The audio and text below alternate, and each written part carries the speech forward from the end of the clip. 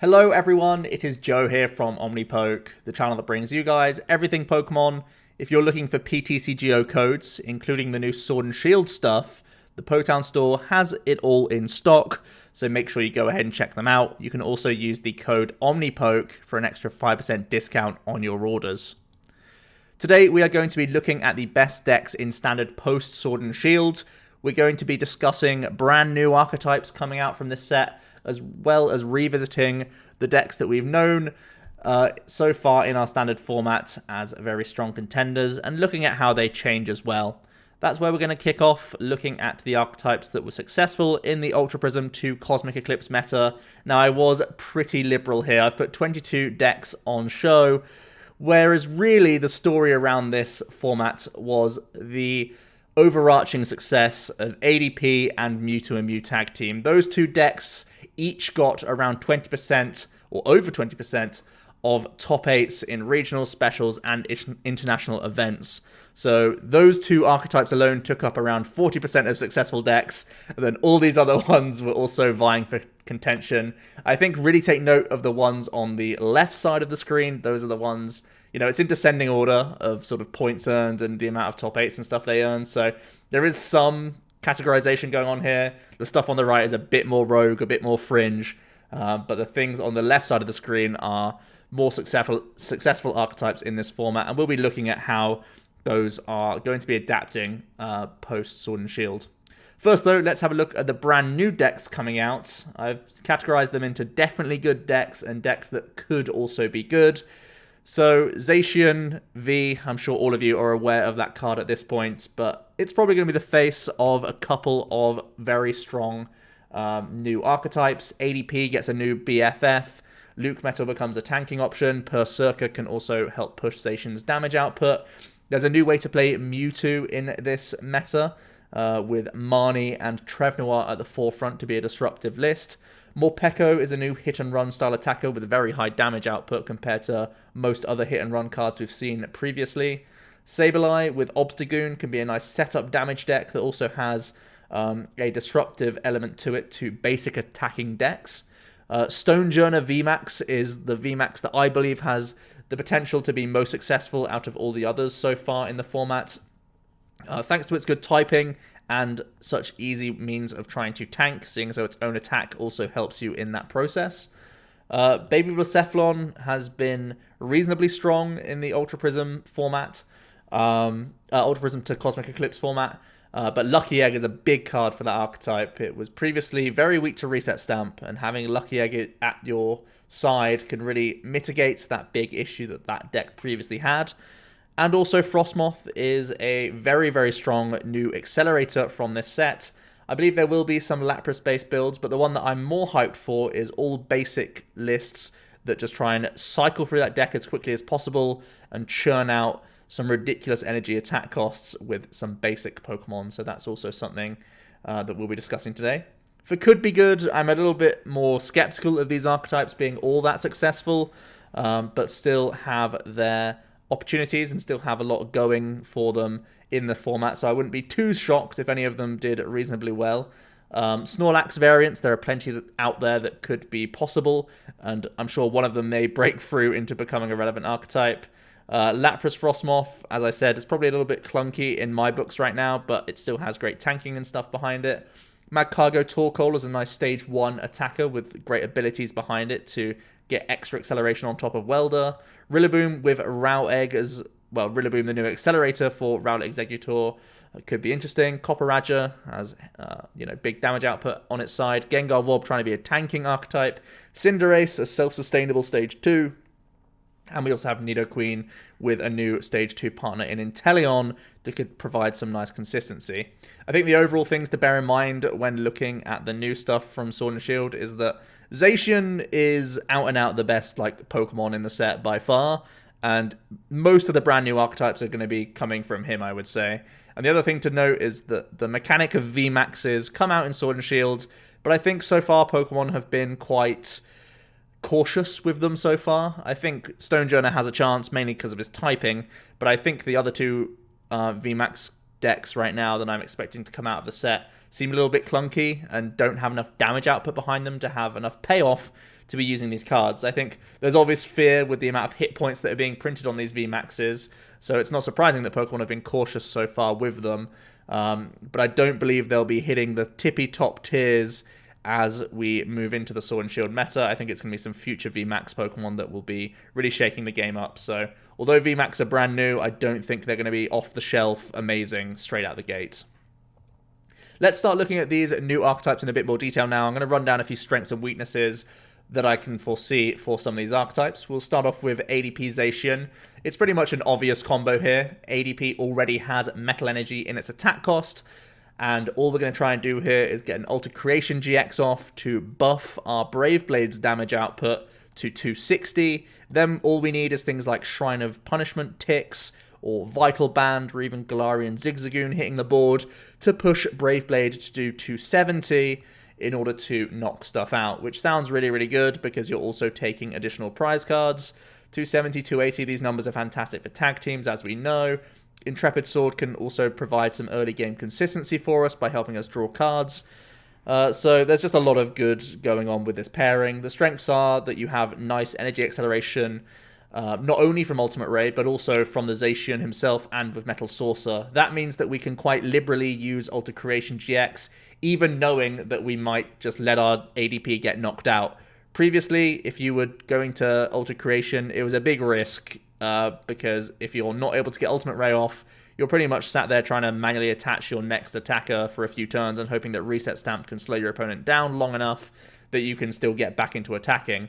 Now with this list, if your opponent knocks out your ADP post-Altered Creation, you still have Saucers, you still have Intrepid Sword, you've probably got a Zacian ready to go, or maybe like one attachment away from starting to swing into the opponent anyways, so Ultimate Ray is more of a luxury. It's something that you'll still do whenever you have the chance, but it's not something that's mandatory for you to win games.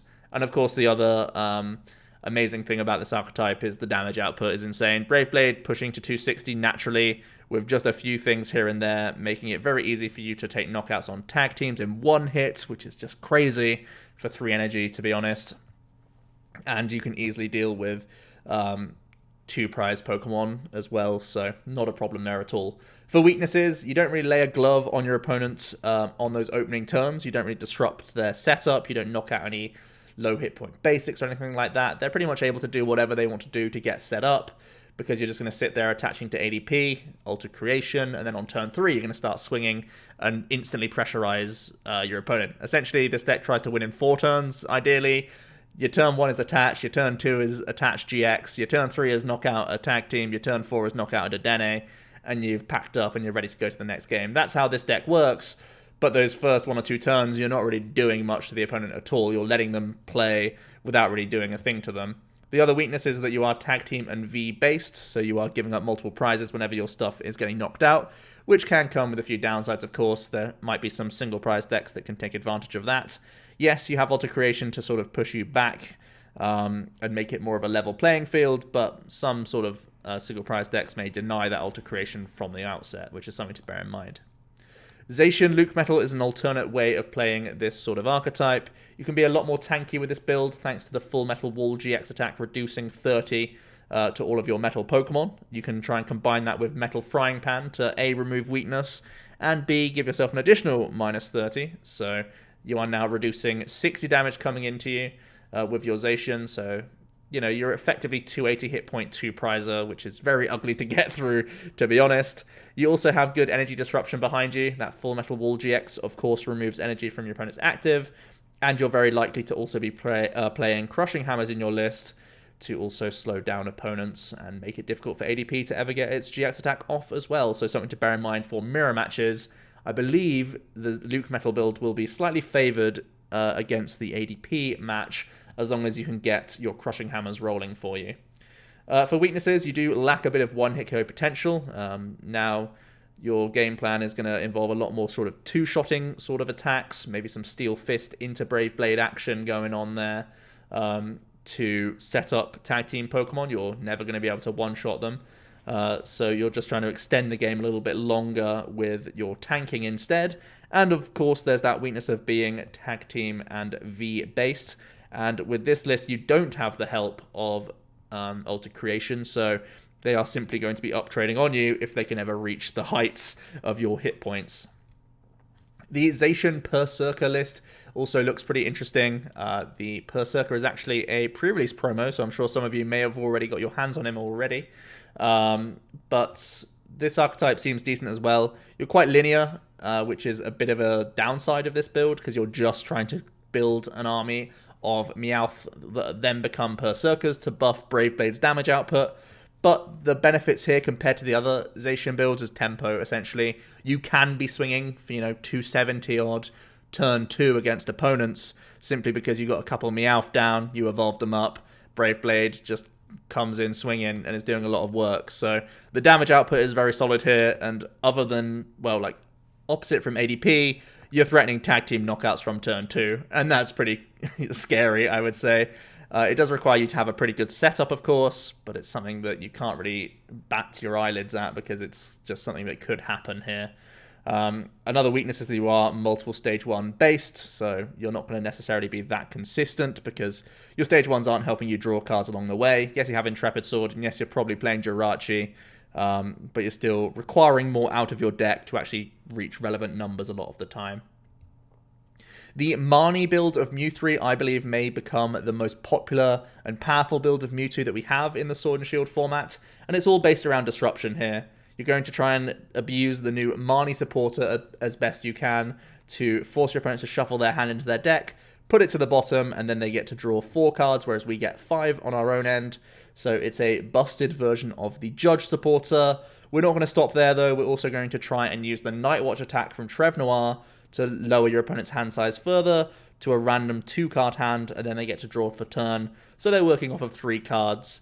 That's really ugly to deal with, and you also have, the plethora of attackers that Mewtwo has available to it. With this build, you're just going to be using Psychic-style attackers, so you still have the Naganadel GX that can do some sniping for you. You've, of course, got things like Megalopuff still available for you.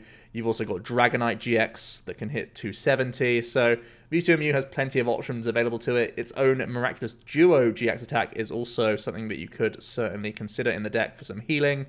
But ultimately here, you're trying to just use Night Watch a bunch of times with that Marnie, stick your opponent with a dud hand, and just carry the game from there. You can really sail through as long as your opponent misses outs to Dedenne or supporters. You just get free turns to roam and start swinging into them and build up Malamars on the bench and stuff, which is just insane, really. The weaknesses are that you are multiple stage 1 reliant. Not only that, but you also need to get your valid attackers into the discard pile a lot of the time, or put them into play.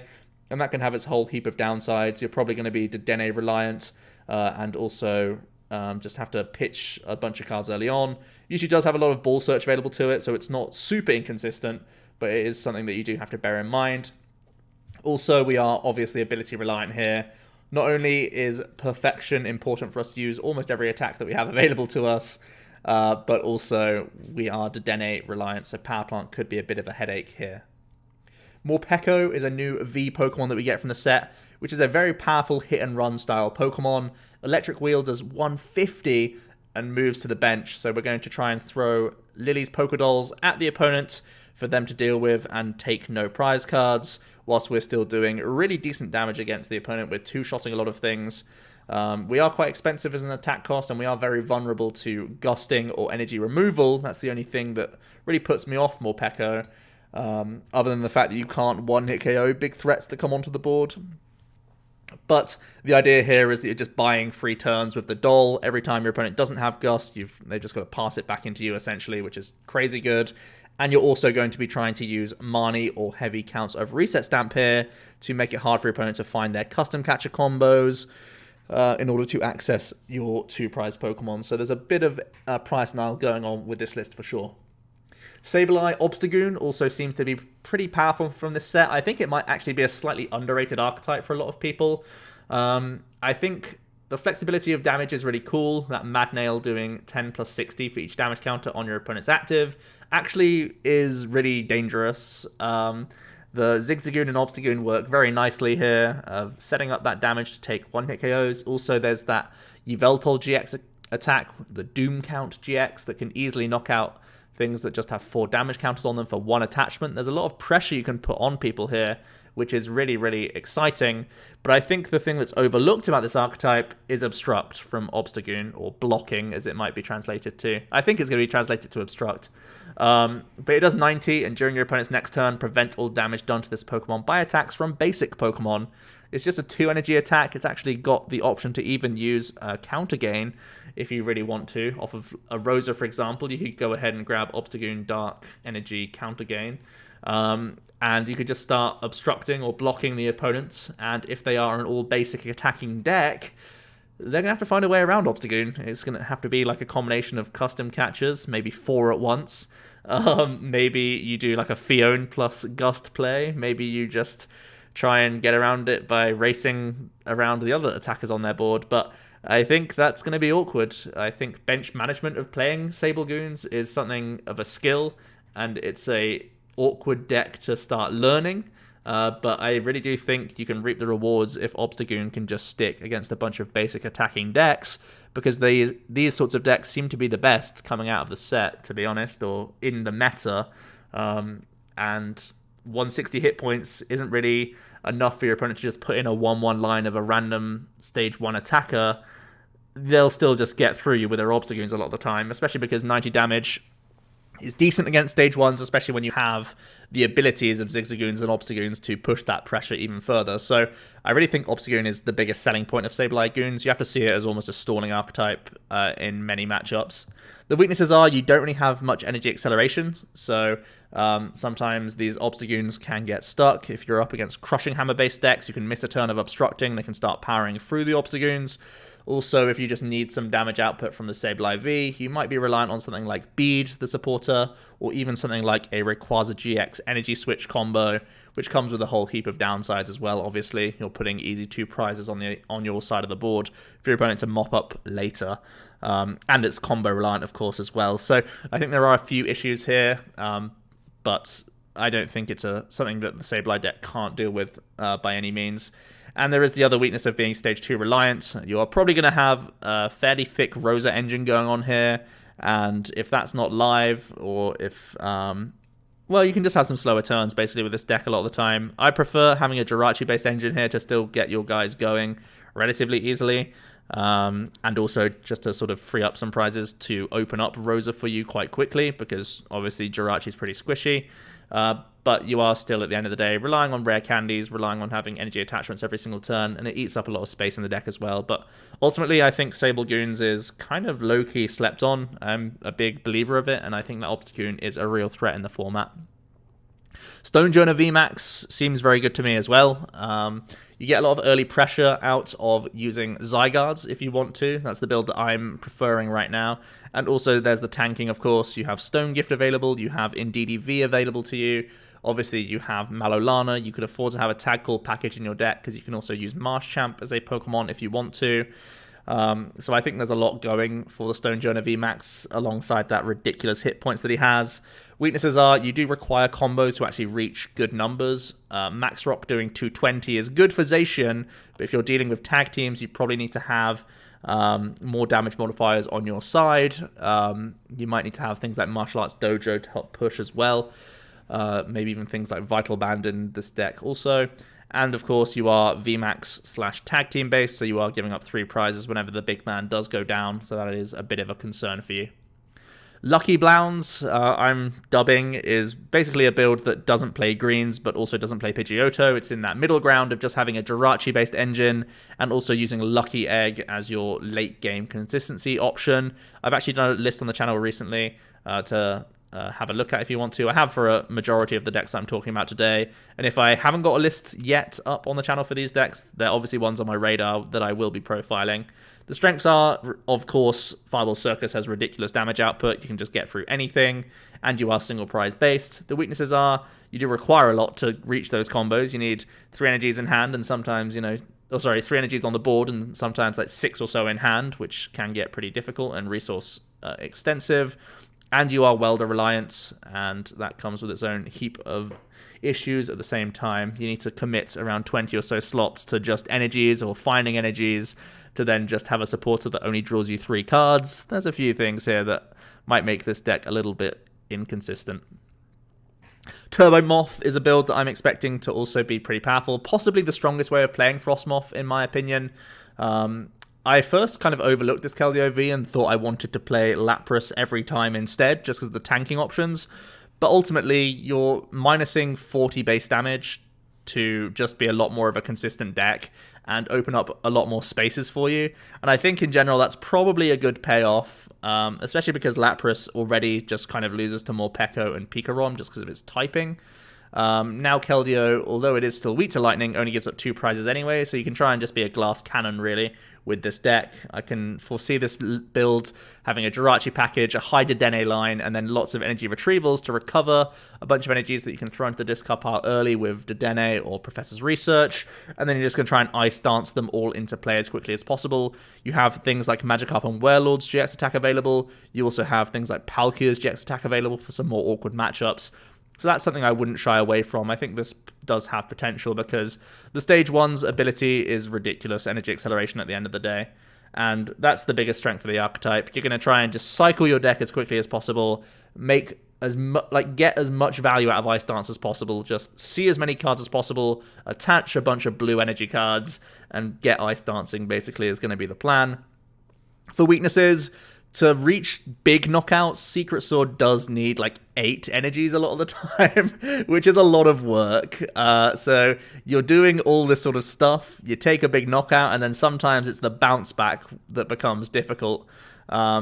If you've just let a Keldeo take a big knockout and then gets knocked out itself, it does force you to find a lot of your energy retrievals, maybe a Fisherman here or there, something like that, to actually have any attacker doing any sort of reasonable damage against people. So I do think the sort of lack of bounce back might be a little bit awkward for this deck. And also, you have a lot of the Dedenne GX on the board, and you rely on that card as well, so you might be a little bit weak to Power Plant, and at the same time give up easy prizes to the opponents that are easily like Great Catcherable as well.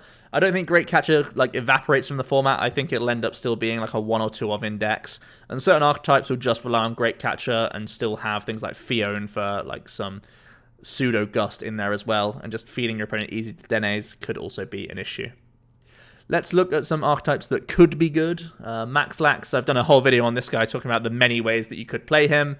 The bottom line is, though, that he's a great tank, and he does have a bunch of ways of accelerating onto him, which can be very useful. I think the G-Max full is still lacking in damage output. You might want to have some damage buffs in here to help him out.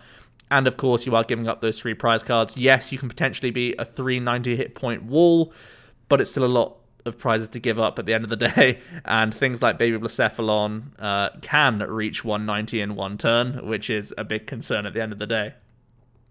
The Lapras build, I've already made my case for why I prefer the all-basic build, but if you're not up against lightning-based decks, Lapras can be a big wall, and that G-Max pump has a much higher base output of 180 for 3, so it's a lot less needed to actually be threatening the opponent knockouts, which is pretty interesting, and it can certainly come in strong in that late game where it tanks a hit, and then you can just like switch out into it, or switch out of it, get like 3 more energies on it, and then you just take big one-hit KOs. So I do think that's something that is more open to this list compared to the Keldeo-based build. But I do still think that the damage output is a bit lacking right now. And you're also a 3-prizer that's also lightning weak. And these are all awkward things for the archetype overall.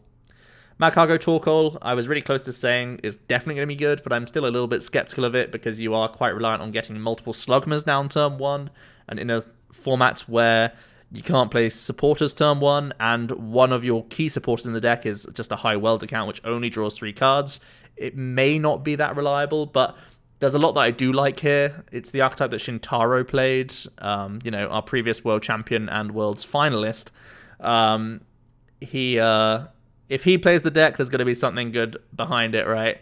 It's got some great acceleration with Welder and Crushing Charge being a lot more guaranteed now thanks to the Oranguru combo as well as the Smooth Over combo. So you just can reach some really big numbers with Lava Flow, which is awesome. You can also have early pressure with Torkoal V, which is cool. The weaknesses are that you do require multiple stage 1s. It's not enough to just get 1 or 2 Slugmas down. You really do need to get like 3 or 4 down so that you can not only have Crushing Charge but also Smooth Over open to you.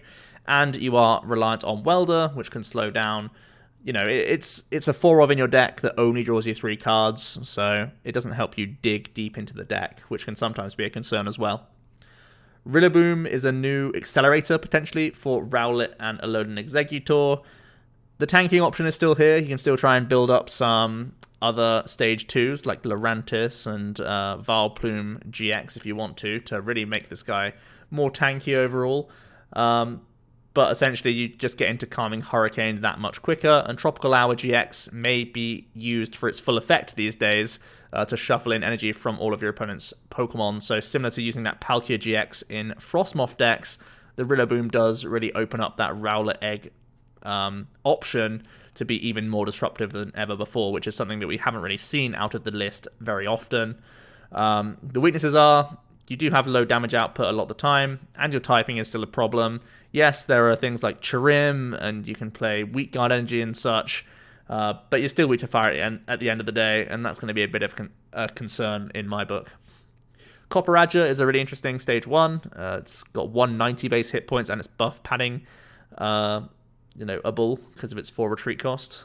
So it can certainly put a shift in here and there. It's got 220 on its base damage output, so similar to Zacian, you can try and have some Perrkser action on in here to try and make his damage output that much stronger.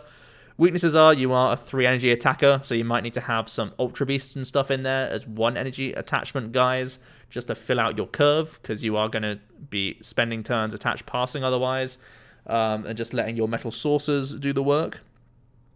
And also you are reliant on multiple Stage 1s. If you want to be doing the real good damage, you need multiple Perrkers and probably 1 or 2 Copperajahs in play, which is a lot of setup, even though we have a lot of Ball Search in this new format.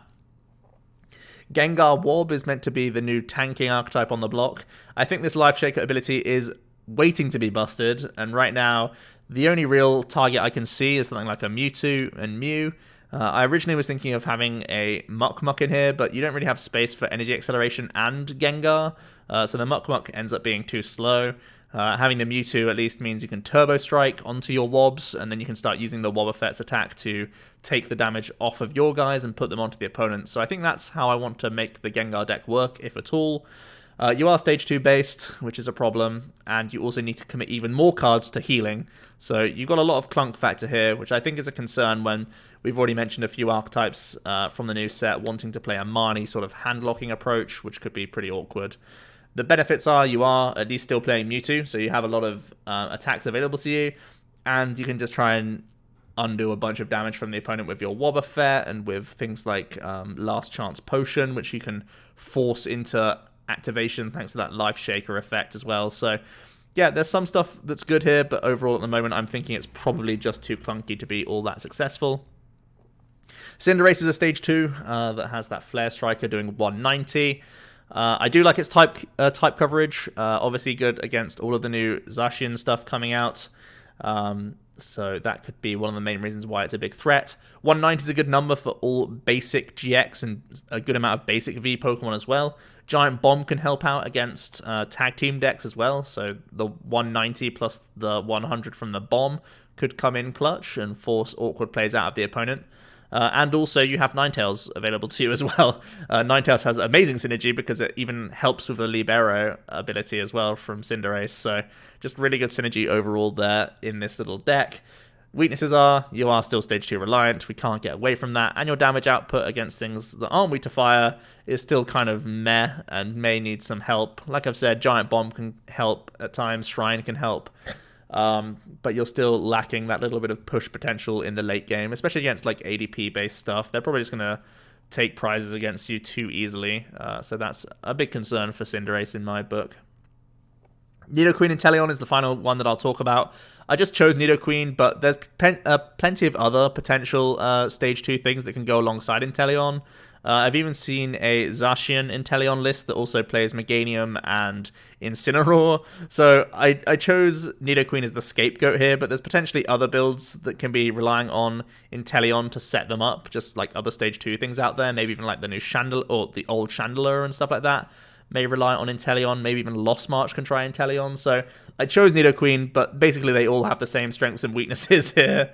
You do have good damage output with Nidoqueen when you get that Power Lariat rolling, and you are a one-prizer. The weaknesses are that you do rely on multiple stage 2s, even though Inteleon is a consistency stage 2, and so is Nidoqueen. You still need to get the chain rolling, and you need to get the basics down in the first place, which is the biggest concern for me. And for the Nidoqueen specifically, you are special energy reliant, which I think is something that you can't get away from as Nidoqueen, and is a bit of a concern. You are limited with the amount of attacks you can physically churn out. Maybe you're forced to play that Greninja GX Super Boost combo in there, so you can actually have enough attacks physically against single prize decks. So I think those are all things that really put me off the Nidoqueen overall. Right, so that's all the new stuff out the way. Now let's revisit the top decks pre-Sword and Shield and categorize them into the following: either thriving, declining, non-movers, or adapting. And here we go. I've got it on the screen already. I think there are only a couple of archetypes that are truly thriving. I really do think that the Sword and Shield stuff, you know when I said those decks on the left side of the screen that could be good, I think they are all going to be like between tier 1 and like top of tier 3 contenders. I think they really do take up the bulk of the format, and there's a lot of decliners. There's a lot of things sort of just becoming irrelevant now because it's going to be really hard to keep up with Marnie Mew3 Handlock. Going to be really hard to deal with ADPZacian. These decks really do push archetypes out of the format in my eyes, or just become better versions of the archetypes that we've previously seen, basically.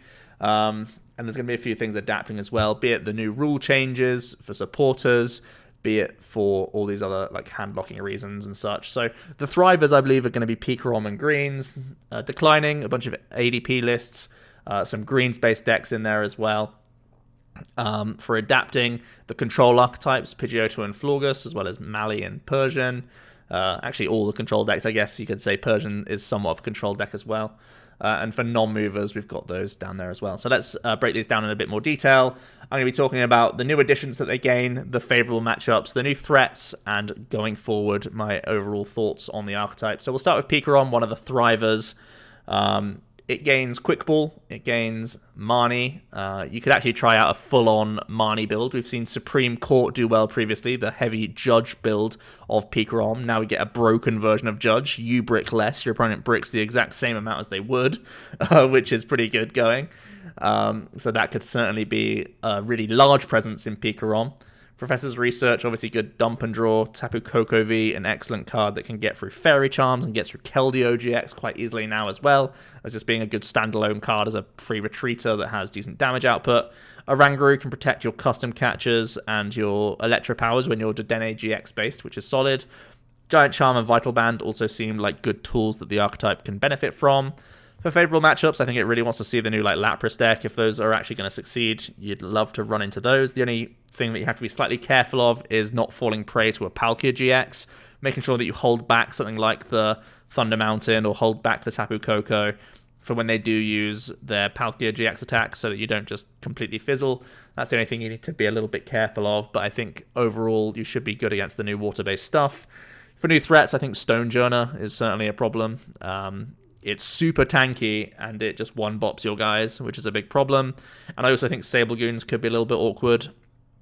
Because you are completely basic-based, yes, you do have easy access to custom catchers, but oftentimes you won't be playing anything like Fione, and you don't have many ways around the Obstagoon. So if they just try and like lone bench Obstagoon and just get through you that way, it's going to be a little bit rough. One good thing you can bear in mind is that you can save your Tag Bolt, so you can like Gust around the Obstagoon and then just Tag Bolt it, because it has 160, so it's still in range of your Tag Bolt. So possibly you can deal with like 2 goons at one time and get around them.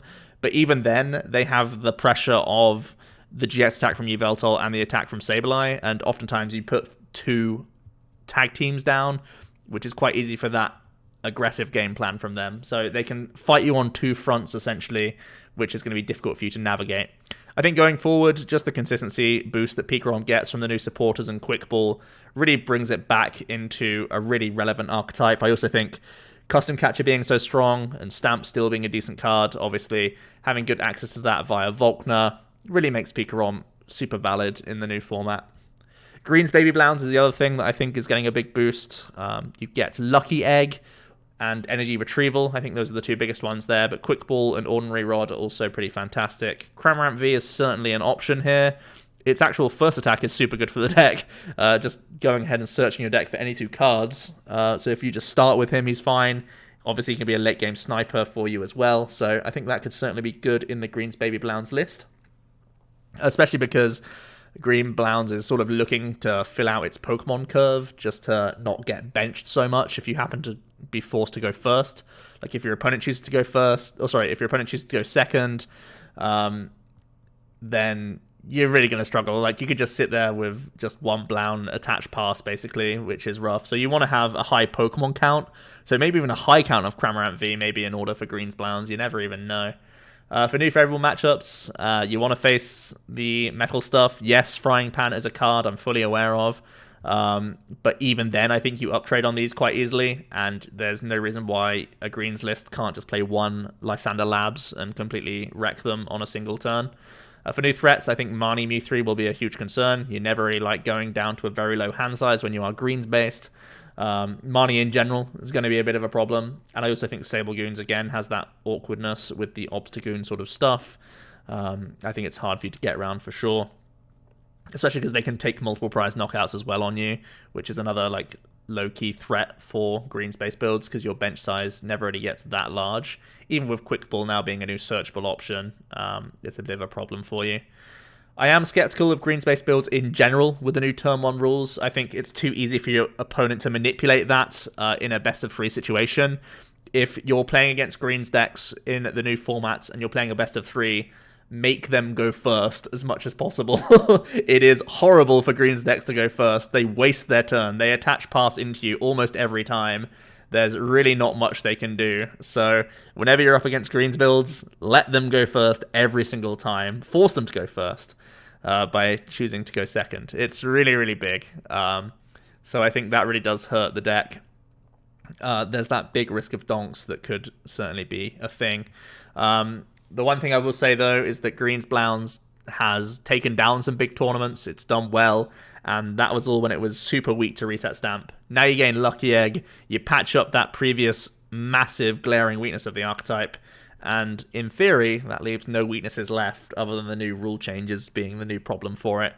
So yeah, I'm expecting this deck to have a bit of an uptick overall. Old ADP variants, I've bunched them all into one because I'm basically going to say the same thing about all of them. Yes, you gain a bunch of new cards, but Zacian is a card. And if you're playing ADP, Zacian's just a no-brainer, man. He hits like a truck. He's super insane. Keldeo becomes useless now. Like, the Pure Heart ability is far less strong when there are V Pokemon being mained in all sorts of decks. Moltres, Zapdos, Articuno, I always thought was somewhat of a gimmick, personally, just because of the silly energy count that you had to play. But also, with Pika Rom and Morpeko being lightning decks coming out in the format, it just seems even more of a liability than ever before. And I've just had my piece on the green stuff when talking about the green Blowns. So I think, although ADP gains a lot, just play Zacian V. It seems way better. So, yeah. Same sort of thing can be said for the GreensLucMetal. It now has Zacian available to it, so why would you not go down that route? It seems way less risky than having the greens sort of thing available to you. So, yeah, I think the greens build of LucMetal is also probably going to be suffering a lot. Again, it gains pieces here and there, but Zacian's just such a silly card that it certainly outweighs the power of a greens exploration in my eyes. Guardian, annoyingly, gains a bunch of stuff. It gained Vital Band, so you can actually knock out Dedenes a lot easier. It gained Quick Ball, gained Lucky Egg, even to help against reset stamps from the opponent. It gained Cramorant V, another good like searching card, another good like lead for you, as well as a nice sniper.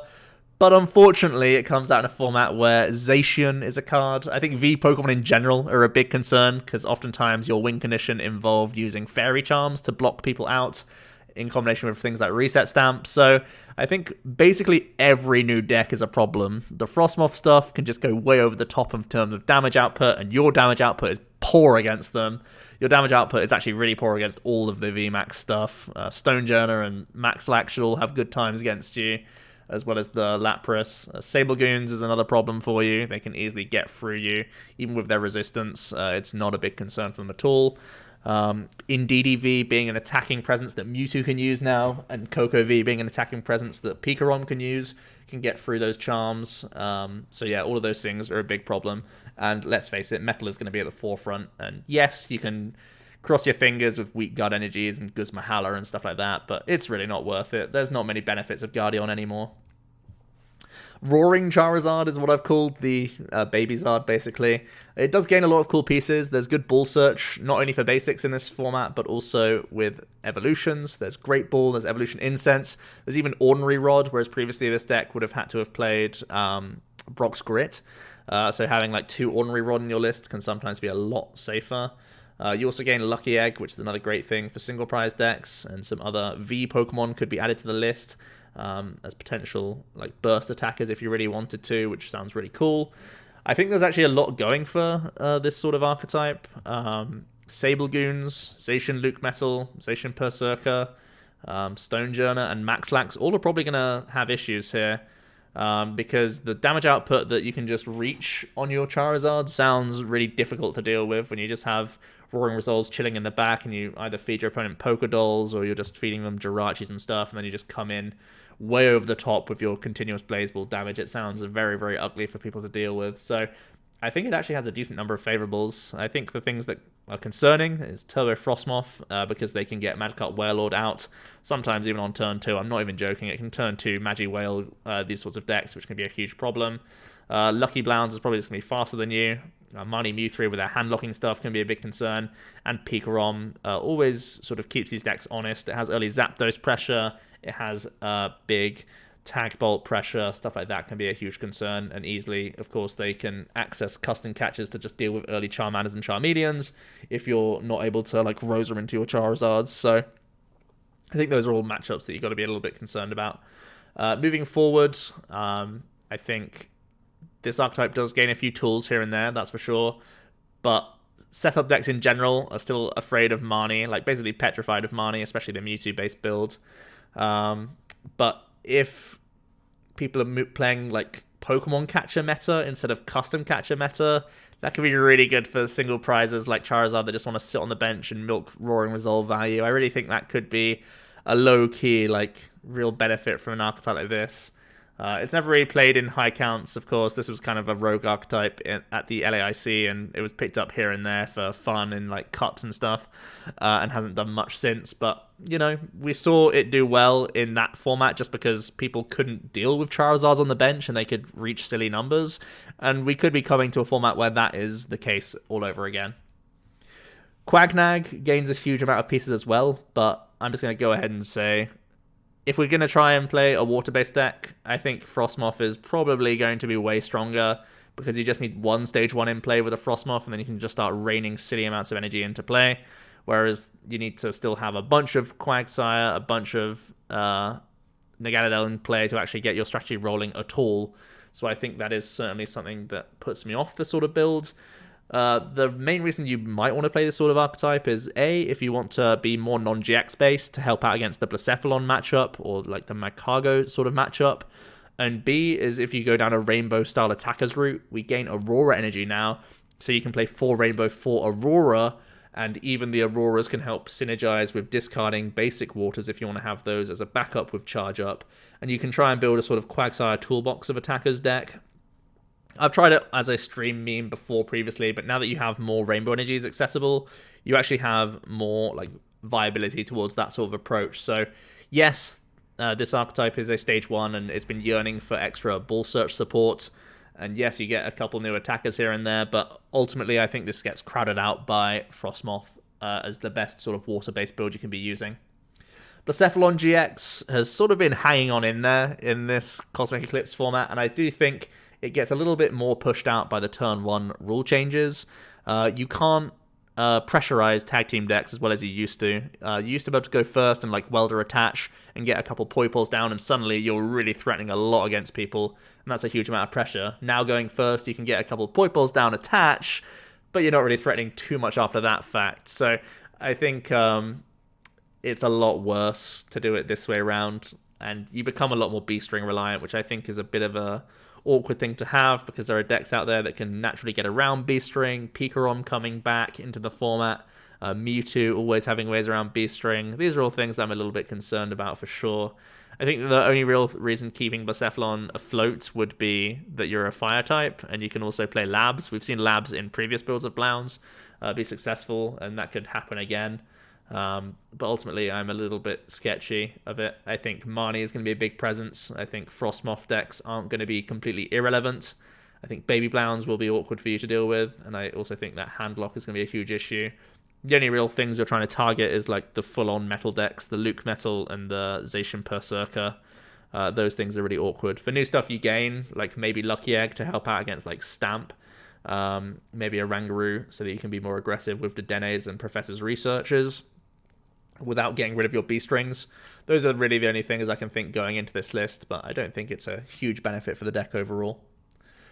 Naga Guzz is interesting. It's kind of been overshadowed by Teenachomp as the format went on. This was like an early archetype in this metagame. We saw it, kick off with the DDG guys in Latin America.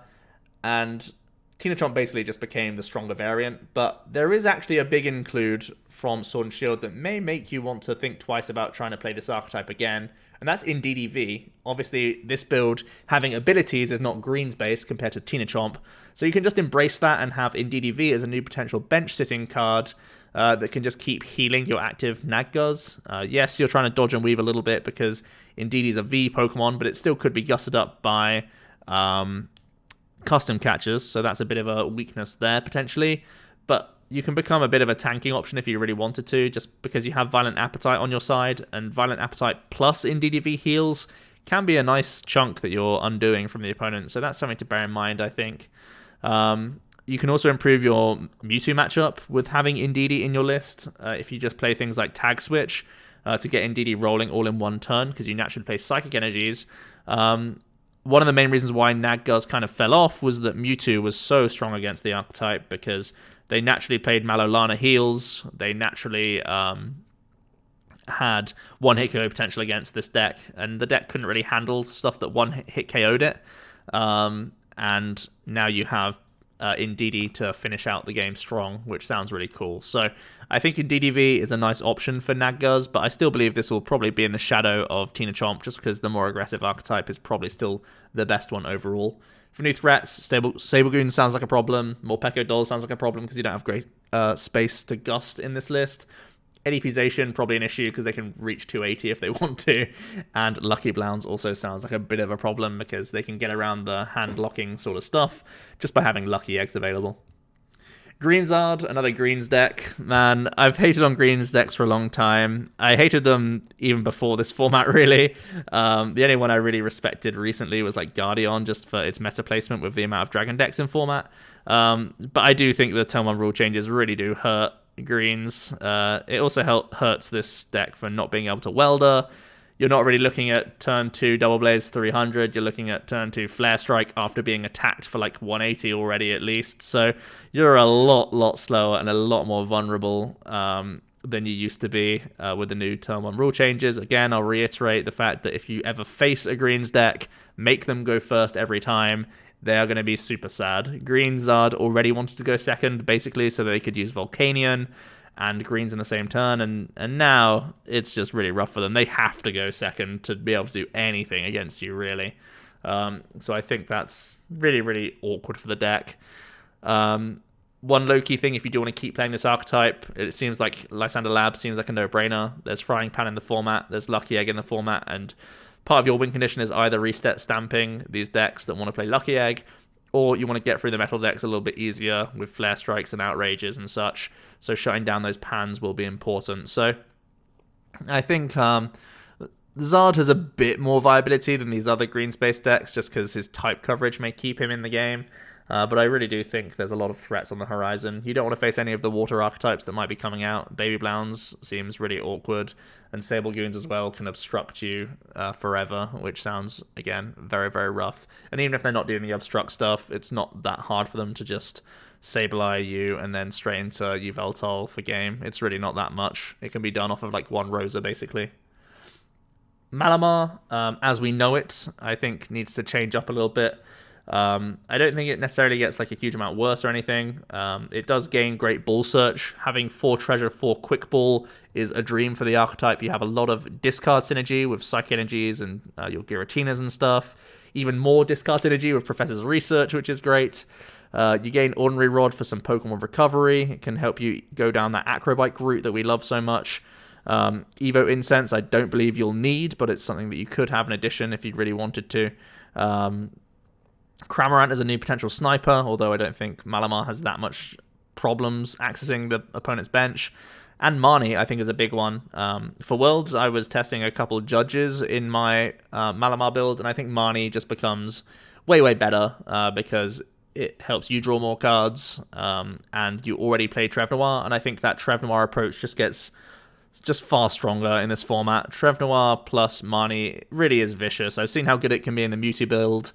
Now you can try and be basically mirror favored with Malamar against the Mewtwo build of Marnie, just because you play, you know, a thicker line of the Malamar, and you have attackers that can always hit them for weakness, so they're essentially not able to put down their Mewtwo's, or if they are, they're in trouble.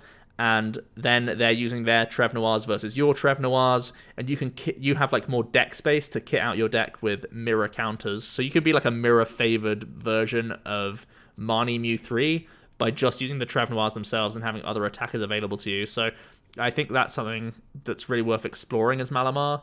You're essentially like the Marnie Mew3 deck, but you have more one prize options available to you when you're up against opposing one prize decks, and you still have those spell tags and such for damage output, and being able to uptrade on things like Jirachis and stuff like that, which is really, really appealing to me. I actually think it's pretty reasonable for sure.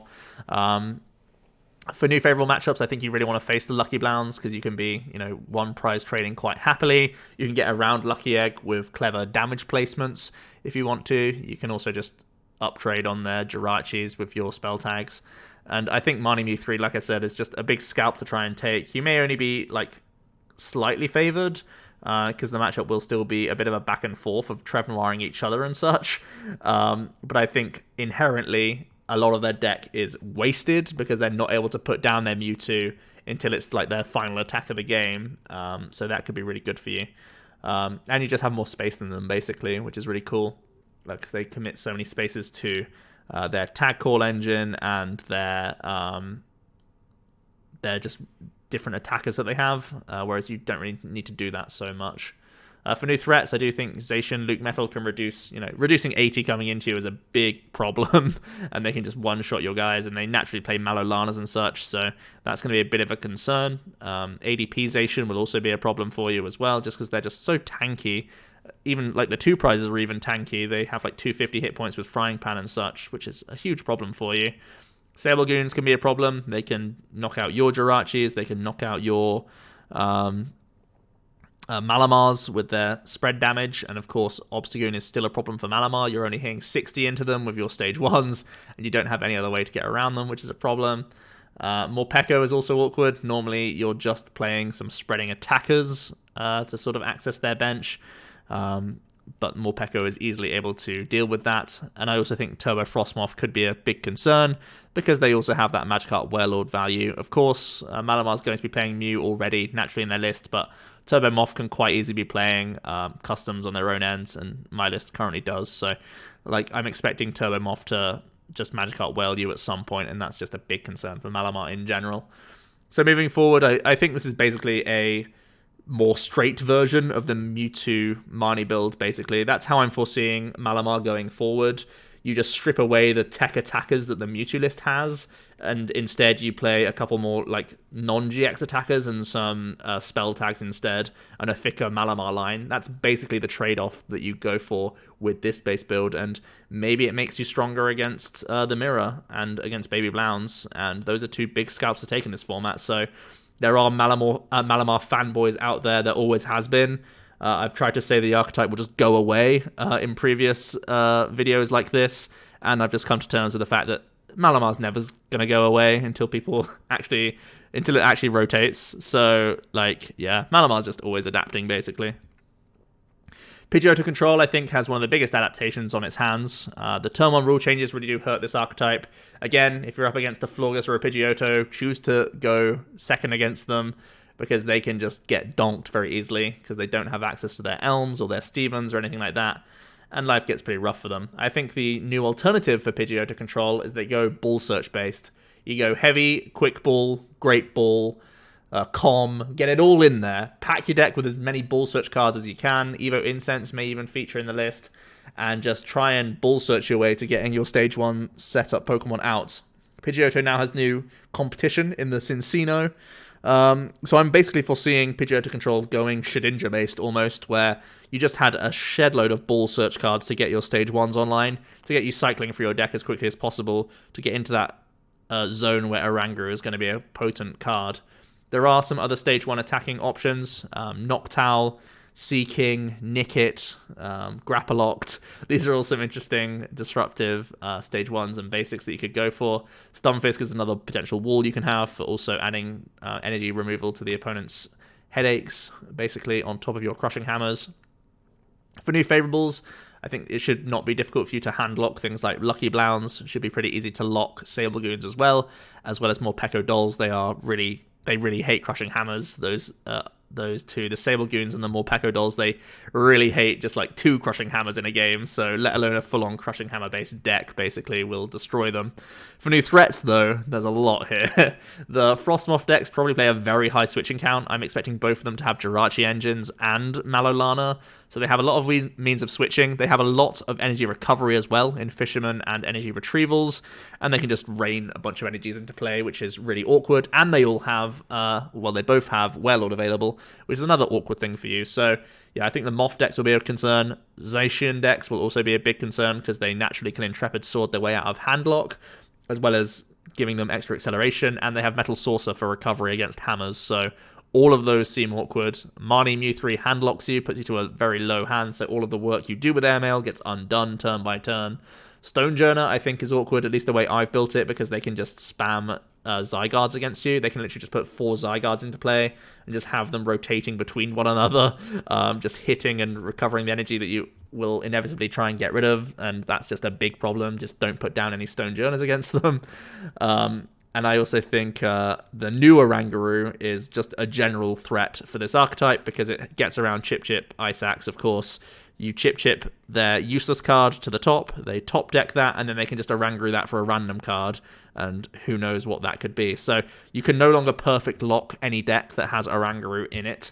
So it seems like Pidgeotto Control will no longer be a huge archetype. I really do think that there's too many mainstream archetypes that are a problem for it, so I really do think it's going to have to be adapting for sure. Florges Dolls probably has a better time of things. You actually enjoy seeing a couple of these Zacian decks. No, I don't think you'll enjoy seeing Zacian ADP, but the other ones I think should be pretty okay for you. I also think you'll enjoy like SableGoons, Morpeko, Frostmoth decks a little bit better. You should be okay in those regards. I think, again, there's the Warlord sort of argument for the Frostmoth decks, but because you can Wondrous Gift back Ordinary Rod, and you can Wondrous Gift back things like Quick Ball more accessibly, like they're just more instant answers to those sorts of cards, so you can just re-establish your Mew every time, and the deck naturally plays 2 Mew every time just to protect around prizing, and Pidgeotto Control basically only plays 1 sometimes, so Florges is a bit more protected against from things like Warlord. Obviously Blacephalon and Stonjourner, those are all fine for you because you just loop your dolls like you would in any other matchup, and they don't have enough gusting to deal with you basically. For threats, Marnie Mew3 just ruining your day, making your hand low, and Zacian ADP being awkward just because they naturally can take 2 prizes every time they do break the lock with Fion or Customs or whatever it may be, which is a concern. And just like Pidgeotto Control, I think you probably got to go ball search based. I think that's the biggest challenge because you can't rely on Elm or Oak or Steven's Resolve anymore. They are all way too slow. You got to just be ball search based. You got to have heavy Quick Ball, heavy Great Ball, probably heavy Com as well.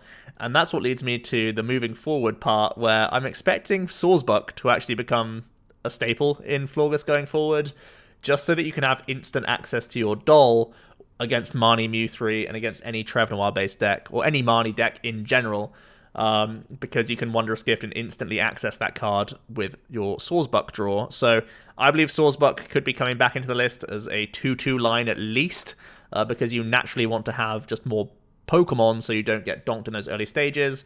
And Sawsbuck is a draw card at the very least. So I don't think you'll become an attacking Sawsbuck, but I think Sawsbuck will be going into the deck, or potentially Cinccino going into the deck instead, as a means of just guaranteeing your access to that wondrous gift that you put on top of your deck whenever you do flip heads. So I think Florges isn't going to completely die. I think Zacian ADP is kind of the thing keeping it away from being tippy top tier, as well as the new engine, that it's going to be a little bit awkward for it. But I think there's actually space for the Florges Dolls list, because previously you were playing like 6 means of like Elming, and then you also played like Pokegears and stuff.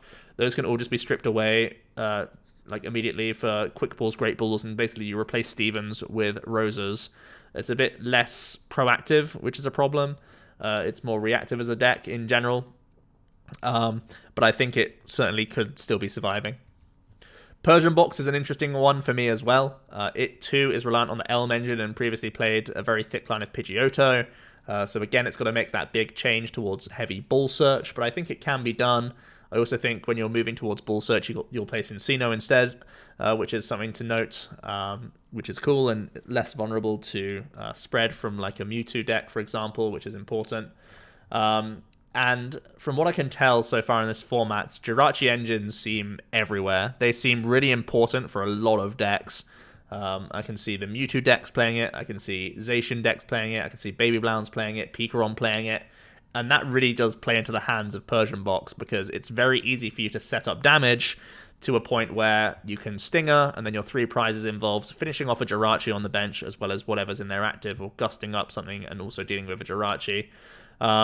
And we actually get some extra ways of dealing with Jirachi in the Galarian Zigzagoon as well. So you can try and target some extra damage counters on them to make that even more valid. So I do think that the reliance of Jirachi in the format can be quite easily punished by the Persian Box deck.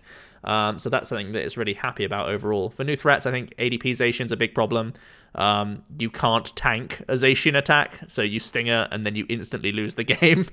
So finding a way around Zacian is top priority, I would say. Morpeko will also be awkward because you don't physically have enough deck space to fit good Gust, so that's also a problem. And I also think the TurboMoth deck will potentially be awkward because they can try and just Magikarp Wailord you on the turn where they Stinger or whatever, and you can just get rid of all their Cincinos or Pidgeottos or whatever it is. So I think that big Magikarp Wailord is also a bit of a concern for the deck. For favourables, you like the other Zacian builds, and you like BabyBlowns for sure, because these are basically new decks coming into the forefront that don't have good ways around Stinger, and you can always try and punish them with their like Jirachi engines and such, which all of those are likely to use, so something to bear in mind. The Welder-based build of Mewtwo seems to be just fine. It seems to be not a concern for the deck at all. It gains Professor's Research. Quick Ball is an excellent option of extra discard. Oranguru to protect some things like stamps or gusting cards. Indeedee is a great way around Keldeo. It's a great mirror tech. It's also just a good healer in general to go alongside things like Malolana. Giant Charm to buff you up in hit points, Aurora Energy, so you don't need to take that 10 damage with Rainbow, which is actually a big deal now that Pika Rom's coming back. It's one less Electro Power for them with Tag Bolt or with Tapu Koko V if you did play Rainbows, so that Aurora Energy is low-key massive.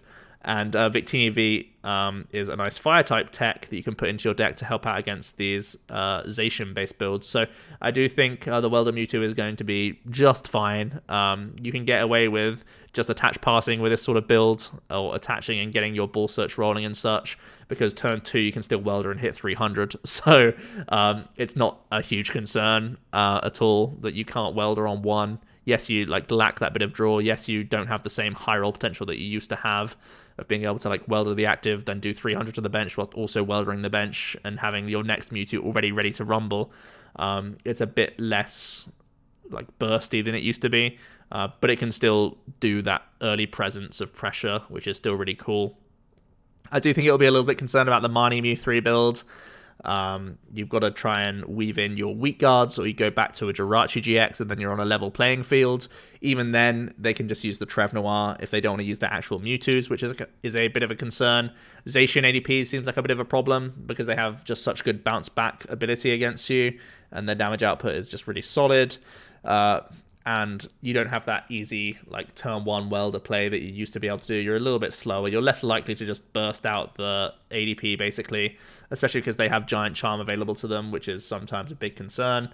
And they're no longer worried about the abilities, the Reshizard just getting through Choice Helmet, which was a previous option for the Mewtwo deck to still hit 300, even if they had that helmet. So that gets a little bit worse. And also SableGoons, because it becomes a bit of an issue. Yes, you have things like Greninja that can attack through the Obstagoon, but it's not really good damage output against them, and they can just try and abuse that to buy themselves more turns and eventually just use their GX attack on their Yveltal GX. Again, Mewtwo is one of these decks that will put down 2-3 prizes against them, and that's really what SableGoons is very good at punishing. So that's another threatening matchup for sure. But overall, I think this archetype's probably fine. One thing to note is that with Marnie and hand disruption-based stuff in the format, Jirachi Engine probably going to stick around in this build, and more so than that, potentially a push to more supporters in the deck. Even though supporters get worse with the rule change, you probably have more reliance on them going forward because of all this hand-locking stuff. You may want to include some Professor's Research because the card's just so damn good that you don't want to ignore it. We've seen Tord play multiple copies of Red's Challenge and Hapu. Now let's just play a good supporter instead, in addition to your welders, basically. ADPZacian, I think, is also kind of fine. It gains a few pieces here and there. Quick Ball's interesting. Lucky Egg is actually low-key excellent for the deck because Reset Stamp is otherwise a big concern. Oranguru to again protect some pieces here and there. Maybe it allows you to play things like Fire Crystal in your list or start weaving in things like Reset Stamp, which the deck has previously never really had the option to use. Protecting things like Power Pad and stuff in general can be good, even if you don't make many tweaks to your list. A couple new V Pokemon are available as well. Victini, Torkoal, Cramorant, these are all decent options. You want to face some of the new Zacian stuff. Yes, again, Frying Pan's a thing, but it's how quickly they can find their Frying Pan. And if we're just like going second, we can just welder attach, smack something, and we're just going to be we're going to like pole vault ahead of them if they've just like gone first and not been able to Frying Pan on turn 1, which is like a good amount of times. Let's face it, they only play like 3 copies, even in the LucMetal build. So, you know, what's that? It's like a 30-odd%, 35% maybe, of them having a Frying Pan just randomly in their opening hand. And they obviously can't use any item search to find that in those opening turns. They can't Guzz Hala turn 1. So there'll just be those matchups where they just led a LucMetal or led a Zacian, didn't have Frying Pan in hand, which is unlikely, like I keep saying, and you can just go Welder Attach Smack, and then you're like immediately very far ahead. And even if they have Frying Pans from then on in the game, you still have good burst against them with your Victini Prism and maybe even like Baby Blacephalon and stuff like that could come into the list. These are all things that are super like available to ADPZacian, so you want to see those matchups for sure. You like seeing Morpeko because you have Ninetales for gusting them up. You're a little bit worried about Marnie Mew3 with their hand-locking shenanigans, and also the Frostmoth-based deck obviously is water, and also they have that Magikarp Warlord that can get rid of your Ninetales and your Jirachi at the same time, and sometimes your other bench sitters can get caught in the crossfire, which will also be pretty awkward for you. So I think those are all big concerns. Going forward, you can't high roll as much, just like I was saying with the Mewtwo-based build. The high roll is gone of this archetype, which makes it a lot more fair. But it may lead the archetype down the sort of avenue of having more toolboxy attackers. Some of these V Pokemon might be sneaking in. Baby Blown might be sneaking in with some Fire Crystals, like we've seen previously. It makes a lot more sense now with the Oranguru in here as well to like protect them, so you can actually get use out of those sorts of cards. So that's something that I might be exploring with ability-based Zard. At the end of the day, Victini is still crazy good. Ninetales is still broken. So, yeah, the archetype is still going to be okay. Maybe having a thicker Zebstrika line and better ball search for those cards now in the deck may be important, so you can actually get out of some hand-locking plays. But ultimately, I don't think this archetype is going to just go that far down the tier list. Blacephalon Birds is interesting. I've said how much I like the Lucky Egg build of Blacephalon.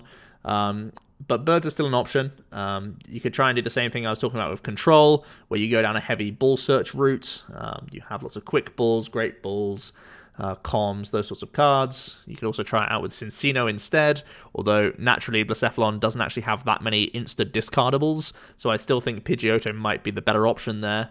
Lucky Egg could still sneak into this list, even though you have a draw engine behind you, and there are those V Pokemon available as well.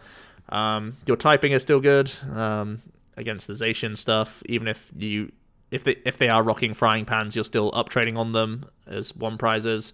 You're not a big fan of Obstagoon at all, and also you're a little bit afraid of that Werelord again with the TurboMoth deck, so I think those are low-key big concerns. I do think that this archetype is a little bit weaker than the Jirachi build inherently, because you are just slower in general. If you're the player going first, you basically waste that turn by just having like a Blacephalon and a Pidgey down, and you can't really do much, and then your turn doesn't start, like your game doesn't start anyway until you go second, right?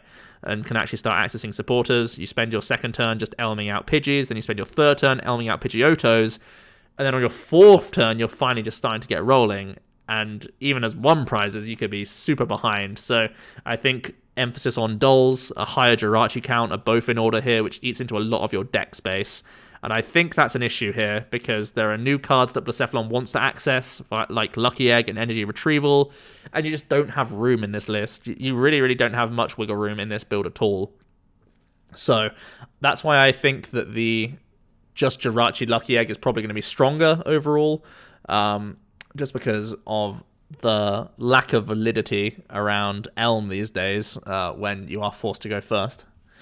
Chomp gains not a huge amount. You gain Quick Ball, you gain Pokemon Catcher, which is potentially a better option than Great Catcher, and you do get Aurora Energy. Aurora Energy is actually low-key really nice for this deck, because you get extra discard to make your Miss Magius stronger, so that's certainly a nice option for the deck. For threats, I think low-key there are some awkward matchups coming out of Sword and Shield. Morpeko, again, our Gusting's not fantastic. SableGoons, don't have great ways around Obstagoon at all. And we're going to just put 2 tag teams in their faces, and SableGoons loves seeing that. Frostmoth, I think, is awkward, the Lapras-based build, because the hit points is just so damn high. Stonjourner and MAXLax also have that same sort of situation, where it's not as simple as going Roxy, Calamitous Slash.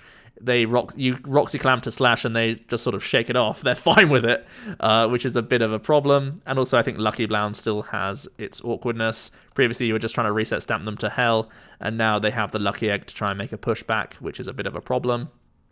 And I don't think there are necessarily many good new matchups coming out, so I think this archetype is kind of relying on the old trusted true decks to just stay in the format for this archetype to be all that strong. I do think a heavy use of Frying Pan means that Roxy is probably the only way that we can try and play this archetype.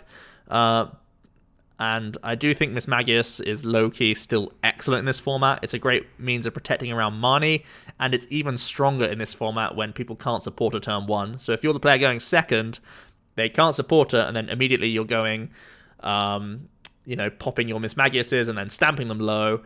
They may still have 40 or so cards easily still in their deck, and they've not been able to set up their board appropriately. So the Miss Magius gets low-key kind of stronger in this format.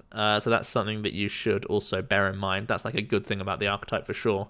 I also think that the deck was previously just running Great Catchers, and that was a bit of a small problem. Now it's a lot bigger of a problem because V Pokemon are starting to enter the format, and it's only really GGN that we have, or linear attack that we have to access the opponent's bench, and those are all pretty subpar. Yes, GGN is obviously a game-winning card, attack at times in the right board states, but it's not great to go into every V matchup knowing that you have to GGN at the right time, otherwise you're going to fall very far behind. Fossil Box, as we come to the closing couple here, I think is still fine. I think if Tag Team GX decks are still all the rage, this deck will still be really, really decent. We know how strong Wild Crash is. We've seen recent decks do well, even getting top 8 recently as well, making pretty much a breakout performance with those energy switches being a big deal in the deck. So you can chain those Wild Crashes. I mean, that's still a big deal for the archetype. It's still really fine. You get better Bull Search in Evo Incense. You have Ordinary Rod to recover your stuff a little bit better as well. You have Bead as a potential energy accelerator, which I think should not be slept on at all. So, yeah, I think there's actually a low-key decent amount of good stuff for the Fossil deck. The Fossil list is tight, though. That's the only thing. All these new tricks and stuff, you need to try and make space for somewhere, which is a bit of a problem, potentially. Especially when we're a little bit concerned about Marnie. Marnie Mew3 is just one of these decks keeping creativity down, basically. If you're trying to make any good sort of setup combo roll, like get rolling, Marnie Mew3 is going to have other plans. They play Swells, they play Marnie, they play Mewtwo. This is all horrible for Fossil Box to deal with. You just don't want to have to deal with any of those things whatsoever. So that's a bit of a problem. I think MAXMoth is a bit of a problem as well. Obviously, Wild Crash doesn't really do much against them. Clean Hit is only doing 120, and they have easy healing. Same for Stonjourner. Lucky Blounds is probably just faster than you. ZacianLucMetal has a lot of energy removal, which is a big problem for this deck. Marnie Mew3 with that hand disruption, and Morpeko as well, because this archetype doesn't have great access to Gust or great space for customs. Basically, they just have to play the great catchers and deal with it. So Morpeko can certainly prey on that. So yeah, it's a bit of a strange one. As long as tag teams are the best decks, this deck is going to be fine. But I still think it's in the rogue category overall. And we'll end up with another rogue in Tangrowth. One of my friends wouldn't let me complete my video without having this on here. It does gain a few ball search pieces. Quick Ball actually isn't that insane for them because they already had Netball, but it's good for getting early access to Absols and early access to Jirachi, which is nice. You get Professor's Research, which is just good dump and draw, which the deck is always looking for. Lucky Egg can be nice as well if you really need to make sure that you're stamp-proofing yourself for some combo plays late on. It sort of opens the door for you to play some more tech attackers with potentially a split of energies, maybe some Rainbow Energy, Ultra Beast kind of stuff could come into the list. That's how I initially tried to build Tangrowth, actually. For favourable matchups, you like Stonjourner. It's got a high retreat cost and it's weak to grass. You like ZacianLucMetal and ZacianPererkser because you can just try and spam Absols against them and buff their retreat cost by a lot. That not only improves your grass not damage, but it also means you can trap things with Tangela, which is really good. SableGoons as well, same sort of subject. You'll try and just trap stuff all the time. For new threats, Morpeko, you don't have space for great gusting. Zacian ADP, because they will probably just trade too efficiently for you, and you can't trap them because most Zacian decks play 4 physical switches, and Lucky Blounds is probably just faster than you as well. So I think overall, Blounds and Zacian will prove too much for Tangrowth to be a super popular archetype. But I think VMAXs right now are not a big concern. They all have really hefty retreat costs anyway, so you can get around them pretty happily regardless.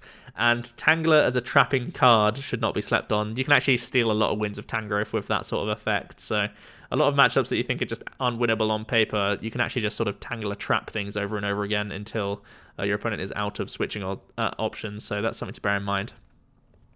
So, that's a lot of decks we've just discussed, some more relevant than others. I hope this has given you a good basis to start your testing or continue your testing with Sword and Shield. I'm going to go over a few shifts in the meta that I'm expecting personally. I think for me, a few big topics on my list is being aware of hand disruption, being aware that you could be going down to a 3-card hand turn 2 against a Mewtwo is certainly something that you gotta be ready for. You really gotta be ready. They can also use Gengar Mimikyu to Horror House against you as well if they're the player going second. So they can do that on their first turn. On their second turn, they can Trev Noir you. So making sure you have a good amount of outs to Dedenne, making sure you have a good amount of physical supporters, making sure I love having Jirachi base builds for this exact reason. Those sorts of things are all going to be important, so you don't just lose straight up to hand-locking cards. Also, just having your own Zacians in play, never a bad idea either, because Zacian's naturally a sick card. That leads me on to the next point, that Zacian is crazy. Zacian is going to be around for sure. They're going to be jockeying for position. Obviously, the LucMetal list can be better against the Mirror, but the ADP list seems better against a lot of the fringe decks out there, so it seems more equipped for the overall meta. I personally think that the ADP list will be more successful overall, but I can certainly see reasons for the LucMetal list to be in the format for sure. I've sort of had a big rant today about how much I hate Elm and Green and Welder in this format. I think all of these things really do suffer from the new supporter rule changes massively. And I think it's their priority if you're playing those sorts of archetypes to choose to go second. If you're playing against those archetypes in a best of 3, make them go first. You will reap the rewards, I promise you. Lucky Egg's a crazy card for the format and really does undermine how good of a card Reset Stamp is. So that's something to bear in mind. It makes aggressive decks just ride the wave to victory, basically. Don't underestimate Obstagoon as well. Obstagoon is a crazy card. It's basically got a Pyro-style attacking effect. We've seen things like Vileplume win, even though it just sort of sits there and does nothing, because so many decks are based on, attacking with basics. You can't just use Stealthy Hood to get around this either, because it's an attack, not an ability. So I think that's a low-key problem for decks. Either playing some better gusting out there could be an option, or having attackers that can get around Obstagoon, or playing hammers to stop them spamming Obstruct. These are all things you might want to bear in mind. Controlling decks, I think, need a massive overhaul. I think Florges can probably still survive and just go down a heavy Bull Search route. Like I said, possibly with some Sawsbuck or Cincino in there. But I think Bird Control has had its day. I think it can't compete with the top contenders anymore, and that just spells trouble for it overall.